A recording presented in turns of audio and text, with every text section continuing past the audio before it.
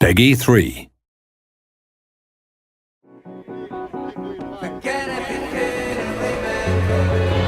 Welcome to the final developer diary for F1 2010.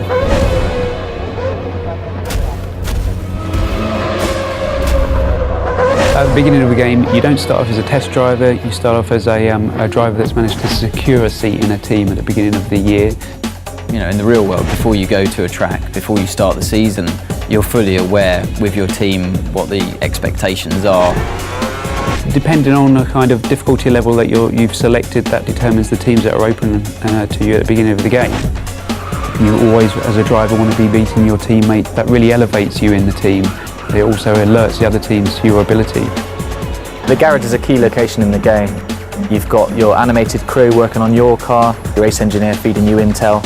You've actually been lucky enough to have real race engineers get into the motion capture suits and really just perform the tasks that they do day to day. And it really is a great sensation when you come in there and you see your whole team around you and you really feel a part of that atmosphere.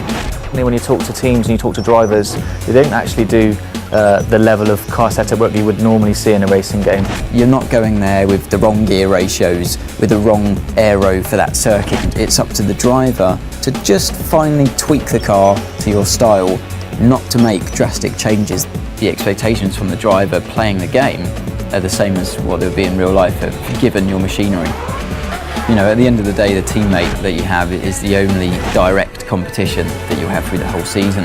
There's a strange balance of having to work together, but also a desperate competition.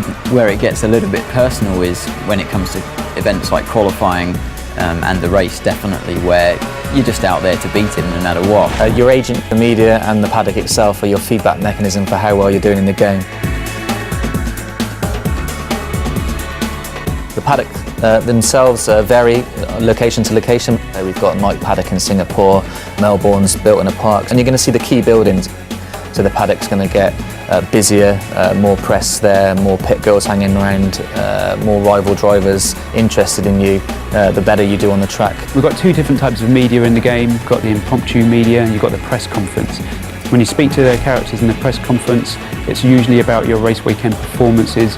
They're not so sensationalist.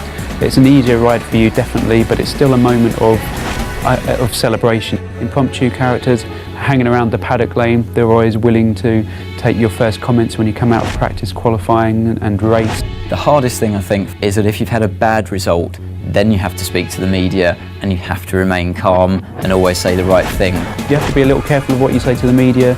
Sometimes you'll say things in the heat of the moment.